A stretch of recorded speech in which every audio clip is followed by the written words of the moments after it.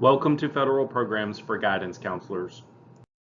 We are going to cover information on the American Rescue Plan, Title I Part A, Part C, and Part D, Title II, Title III, Title IV, Title V, accreditation, and monitoring for compliance of these programs.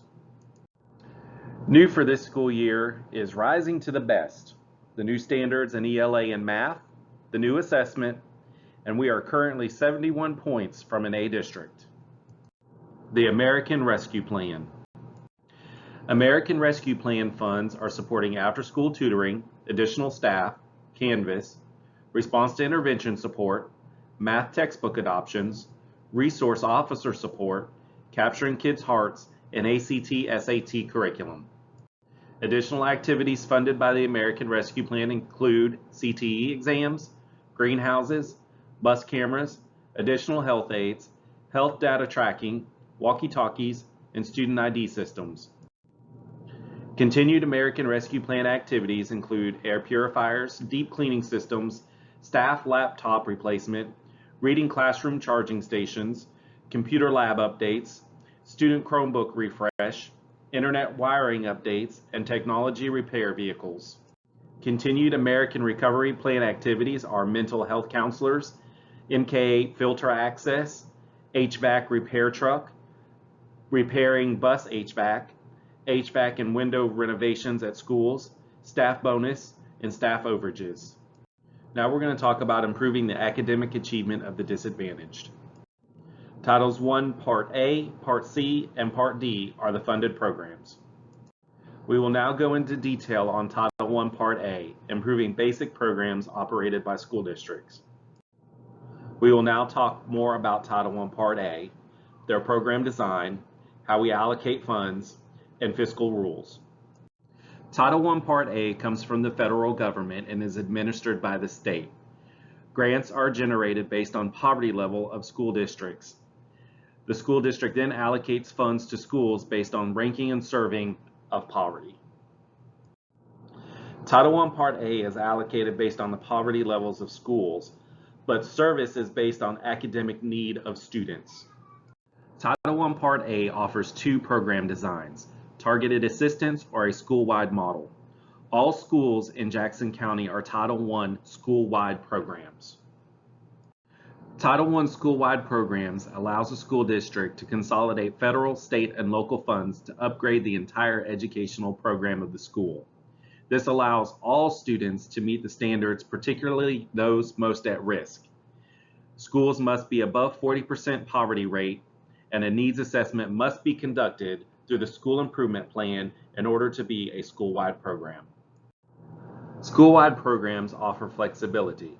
You must still meet the intents and purposes of the Title I program. However, you're not required to identify particular children to receive services because all students receive services under a school-wide program. The components of a school-wide program are built into the continuous improvement plan. You must conduct a comprehensive needs assessment every year to include reform strategies that will increase the amount of quality of learning time and address the needs of all, but particularly paying attention to low-achieving students. The additional components of a school-wide program are as follows: instruction by highly qualified teachers, professional development, strategies to attract high-quality teachers, parental involvement, transition from preschool, include teachers in the assessment decisions, timely and effective additional assistance, and coordination and integration of other programs. The school-wide program should provide a description of how the school will implement all the components, how the school will use resources to implement all the components, how the school will provide individual academic assessment results in a language parents can understand, and using the results of assessments to determine success of students, diagnose issues, and make changes to the program. These are the major activities that are supported by Title I this school year: salaries and benefits of highly qualified staff, after-school tutoring, parent engagement activities, professional development, MTSS support, Imagine Math intervention, iReady Math and ELA, Lexia reading, school-based discretionary accounts, K-5 and a 612 reading resource teacher, and a technology resource teacher.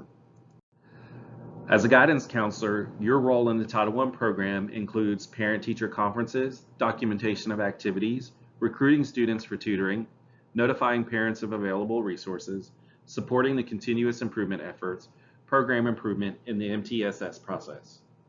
To learn more about Title I Part A, you can access these links in this slide. These are additional links and resources for you to read on your own time. We will now discuss how the district allocates Title I Part A funds through the set-asides and ranking and serving. Set-aside for parent engagement. Some of the main parent engagement activities include the Title I annual meeting, involvement in planning, review, and improvement of the Title I programs to the School Advisory Council, provide parents timely information about Title I programs, and participation in the District Advisory Council. Parent engagement also provides assistance to parents in understanding Title I, how to help parents to improve child's achievement, educate school staff on the value of parent involvement, and coordinate with other programs like parent resource centers. Title I requires several parent notifications: the annual district report card, parents' right to know of teacher qualifications, if a teacher is not highly qualified, a notification, achievement levels on state academic assessments, school-wide program authority, the right to opt out of recruiter access to student information, information in the resource calendar, and every parent of a K-5 child attending a Title I school shall have a documented parent conference. The district has a parent engagement policy that was approved in June of 2022 and is disseminated to parents at the start of the school year. School parent engagement plans need to be completed by September for the board meeting, and the school parent compact must be attached to that engagement plan. Funds for parent engagement are produced by a 1% set aside of the district's total Title I allocation. 95% of that 1% must be allocated to schools. However, Jackson County allocates 100% to schools. The district may keep anything over 1% for district level parent engagement. Private school portion is based on the entire amount. Now we're going to learn how the district has to rank and serve its schools. These are several links that the district has to follow in order to rank and serve schools. An eligible attendance area is children from low-income families is as high as the district average or above 35%. The district must then rank all school attendance areas according to their percentage of poverty from highest to lowest.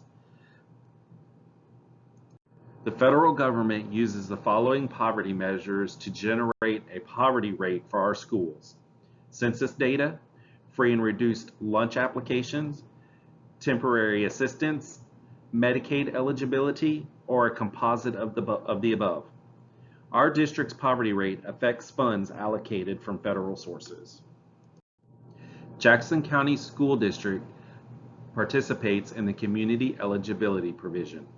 Beginning with the 2017-2018 school year, the district started the community eligibility program where all students can eat a regular meal at no cost. This program uses direct certification data to determine the district's poverty average. Free and reduced lunch applications are no longer collected. We are up for renewal of this program for the next school year. After the district sets aside funds required, like for parent engagement, we then allocate the schools based on a total number of low-income students residing in that area and the discretion of how much per pupil is received. Higher pupil rates must be provided to schools that have higher poverty rates. You're now going to learn about Title I fiscal rules for comparability, supplement not supplant, and cost principles. These are the fiscal rules on comparability. In order for a school district to receive Title I Part A funds, it must use state and local funds to provide services in Title I schools that, taken as a whole, are at least comparable to the services provided in non-Title I schools.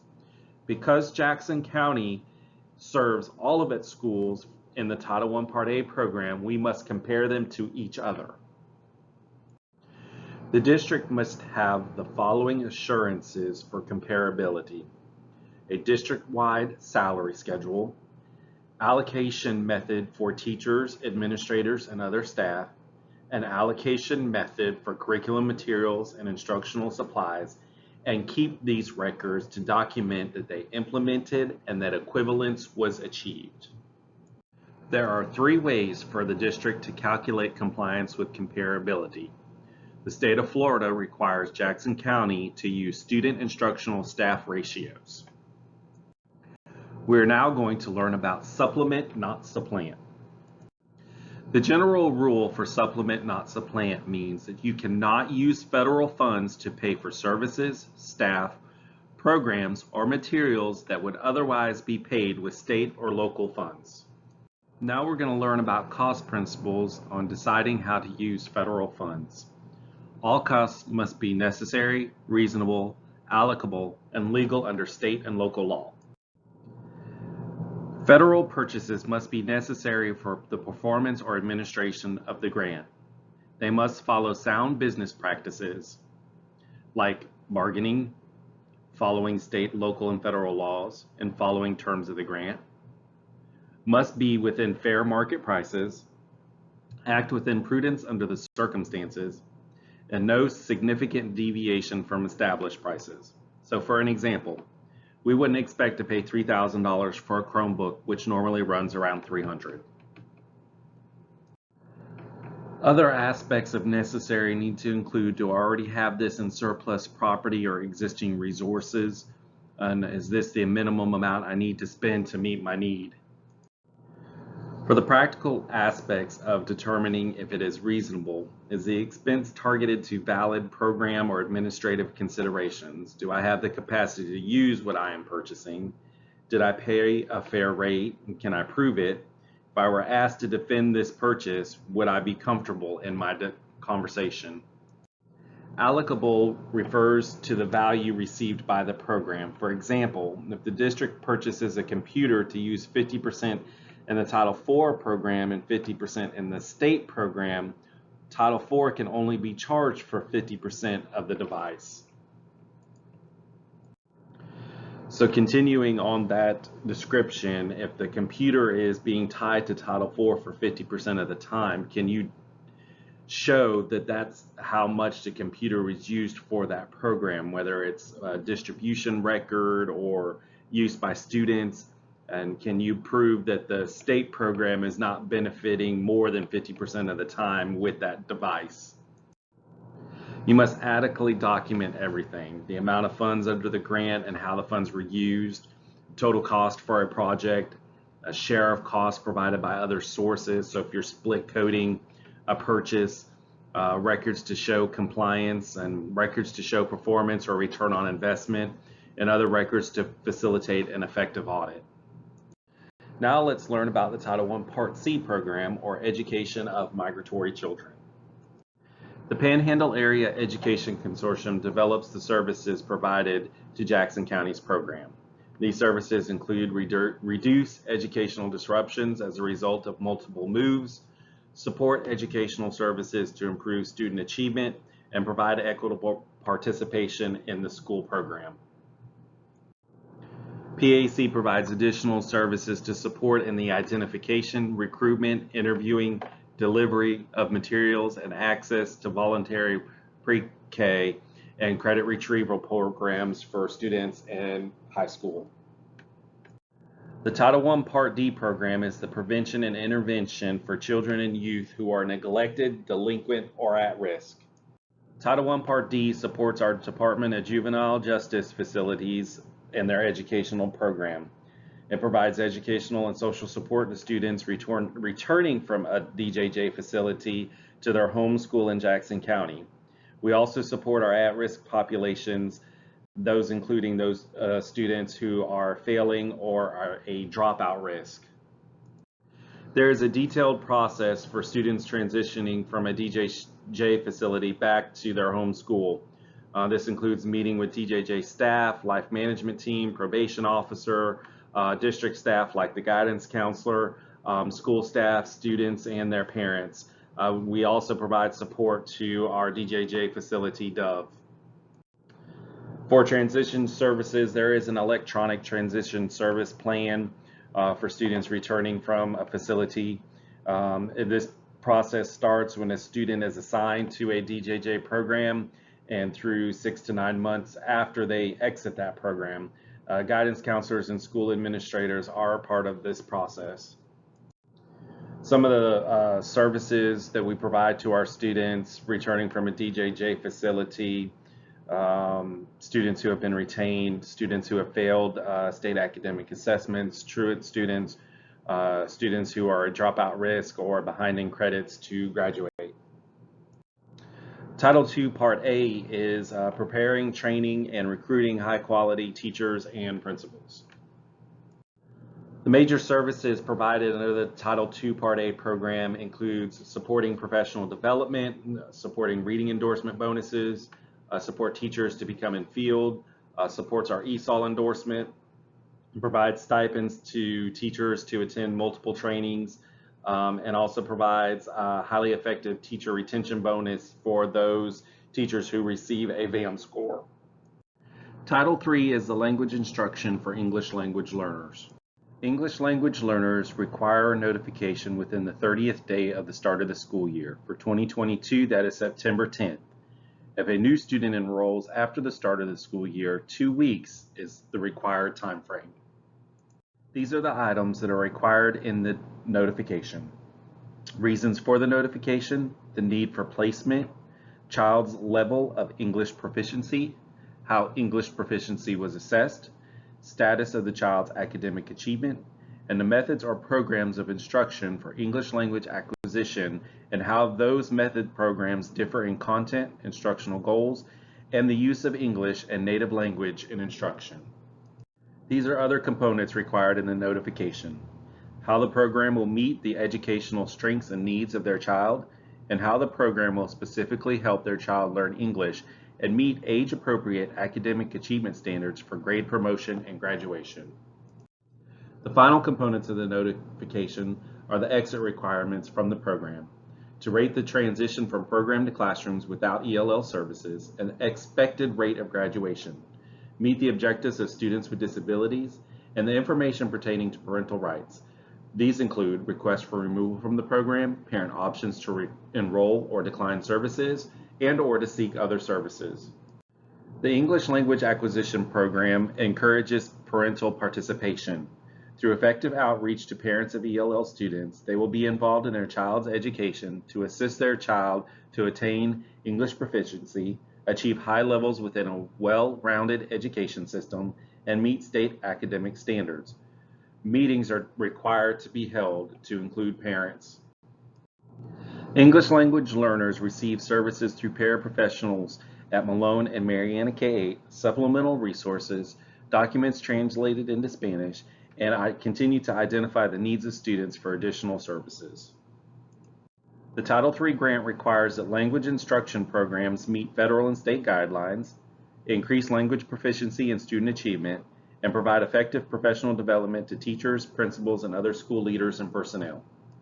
The requirements of the Title III grant requires to improve instruction and assessment of English language learners, and enhance the ability of instructors to understand and implement English language learner programs and curricula, include parents and family in the process, and coordinate with other state, local, and federal programs.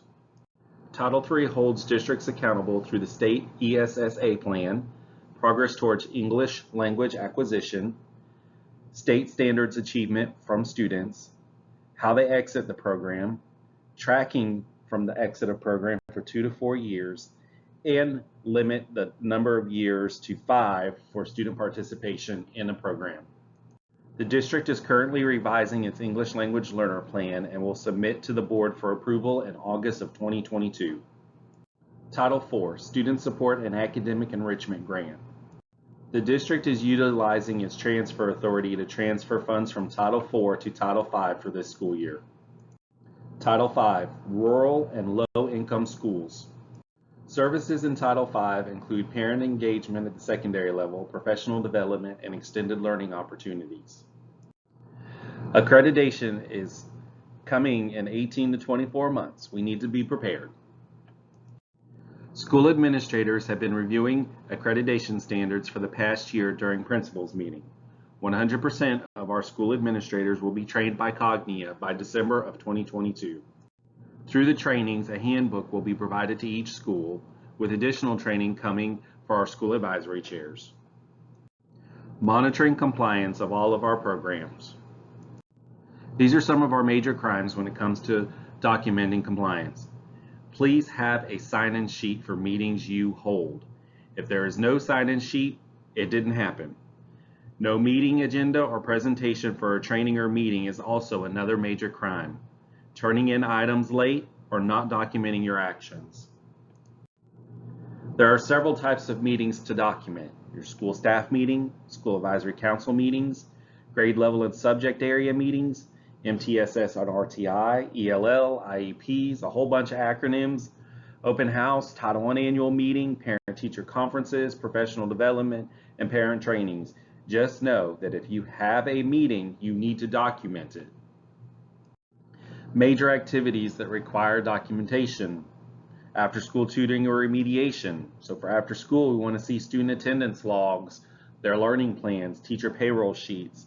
For our parent meeting training, a sign-in sheet, an agenda, what was presented to them, whether it was a video or handouts, those need to be included in the packet.